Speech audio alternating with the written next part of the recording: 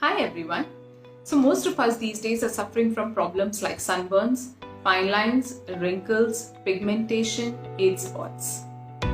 Maintaining an even skin tone is becoming quite difficult. Now all this can be made easier if you know why, when and how to apply sunscreen. So let's talk a little more in details about choosing a right sunscreen and how to apply it.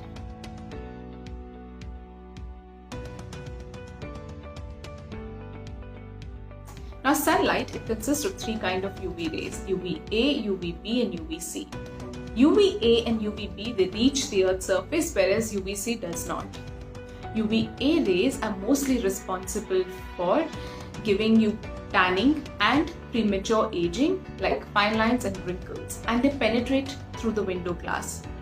UVB rays are responsible for sunburns and they do not penetrate the window glass. Now, so basically you've understood that you need to wear sunscreen for protection against sunburn, tanning, fine line, wrinkles and maintaining an even skin tone. Now let's talk about how do you choose the right sunscreen. When you go to a store, there's so many options available. How do you know which one is good for you? And how do you know you're making a good choice for yourself? So there are a couple of things that you need to look out for while buying the sunscreen. The first is content of the sunscreen, whether the sunscreen is physical or chemical. In physical sunscreen, you need to look out for zinc oxide or titanium dioxide. These physical sunscreens, they work by deflecting the UV rays. They act like a shield. Now these physical sunscreens, they have a problem of leaving a white cast on the skin. But because of nanotechnology these days, the problem is a little lesser.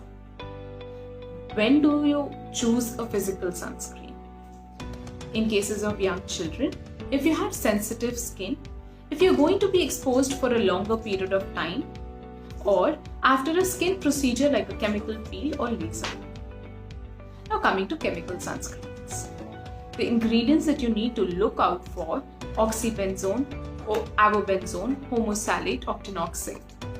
Now these chemical sunscreens, they act by absorbing the UV rays. They're easier to rub in and they do not leave a white cast. However, if you have a sensitive skin, then avoid chemical sunscreens.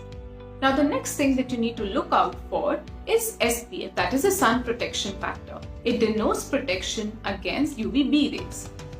If you have SPF 15, then it is giving you 93% protection. If you have SPF 30, then 97% protection. And if it is SPF 50, then it is 98% protection. SPF 30 is usually good enough, but if you have got a skin procedure done, then choose SPF 50. The next thing that you need to look out for is PA factor, which denotes protection against UVA rays. It is usually in the form of stars, and a 3-star rating is good enough. So if you have an SPF 30 and a 3-star rating, it's a good sunscreen. The last thing that you need to look out for is the texture of the sunscreen. If you have normal to dry skin, opt for a cream. If you have an oily skin, then go for a gel-based sunscreen. If you need to apply sunscreen over a larger surface area, opt for lotions. And if you have sensitive skin, then opt for physical sunscreens and make sure they're alcohol or fragrance free. Choose sticks if you need to apply sunscreen around your eyes. Now these were the things that you need to look out for while choosing a sunscreen. Now that we have discussed this, let's talk about how and when to apply sunscreen. Do not skip sunscreen on any occasion that you're stepping outside. Even on a cloudy day, 80% of the UV rays, they penetrate the cloud coverage and they're hitting your skin. And snow, sand and water, they all reflect UV rays, making them more potent when they hit your skin.